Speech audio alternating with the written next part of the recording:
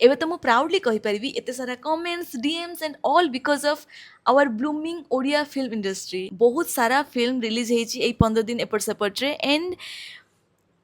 ମୁଁ ମେନସନ୍ ନ କରିକି ରହିପାରିବିନି 14th ଏପ୍ରିଲରେ ରିଲିଜ୍ ହେଇଛି ଜୟପ୍ରକାଶ ସାର୍ ଆଉ କୁନା ତ୍ରିପାଠୀ ସାର୍ଙ୍କର ମୁରବୀ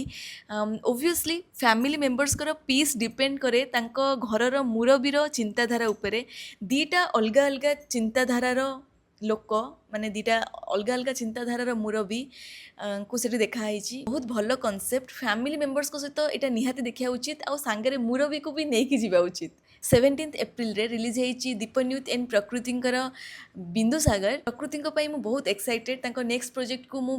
କେବେଠୁ ୱେଟ୍ କରିଥିଲି ମୁଁ ତାଙ୍କୁ ବହୁତ ପସନ୍ଦ କରେ ବର୍ଷ ବର୍ଷ ଧରିକି ଫଲୋ କରୁଛି ଏଣ୍ଡ ମୁଁ ତାଙ୍କର ଓଡ଼ିଆ ପ୍ରୋଜେକ୍ଟ ପାଇଁ ୱେଟ୍ କରିଥିଲି ଏଣ୍ଡ ଫର୍ଷ୍ଟ ମେରେ ରିଲିଜ୍ ହେଉଛି ସବୁ ୟଙ୍ଗଷ୍ଟରଙ୍କୁ ନେଇକି ଗୋଟେ ହରର କମେଡ଼ି ମନ୍ତ୍ରମୁଗ୍ଧ and Sambit and ସୂର୍ଯ୍ୟମୟୀଙ୍କର Kangula just କାଲି ହିଁ ରିଲିଜ୍ ହେଇଛି ମୁଁ ଟ୍ରେଲର ଦେଖିଲି ଏଣ୍ଡ ମୋତେ ତ ବହୁତ ଭଲ ଲାଗିଲା ମା କାଳୀଙ୍କର ଦଣ୍ଡନାଚ ଉପରେ ଆଉ ଏ ଟପିକ୍ ମାନେ ଏ ପ୍ରୋଜେକ୍ଟ ବହୁତ ରିସ୍କି ହେଇଥାଏ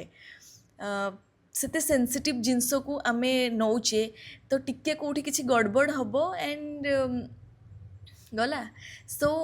ସେଥିପାଇଁ ଗଡ୍ସ ଦରକାର ଏଣ୍ଡ ବହୁତ ଭଲ ଲାଗିଲା ମୋତେ ପ୍ଲିଜ୍ କମେଣ୍ଟ ସେକ୍ସନରେ କୁହ ଯାହା ସିଟିରେ ମୁଭି ହଲ୍ ନଥିବ ସେ ଆଉ ଗୋଟେ ସିଟିକୁ ଯାଉଥିବ ମୁଭି ଦେଖିବା ପାଇଁ ତାହେଲେ ତାକୁ କେଉଁ ଗୋଟେ ମୁଭି ନିହାତି ଦେଖିବା ଉଚିତ ଯେଉଁ ମୁଭିକୁ ବେଶୀ ଜଣ ଚାହୁଁଛ ମୁଁ ସେ ମୁଭି ନିହାତି ଦେଖିବି ଆଉ ରିଭ୍ୟୁ କରିବି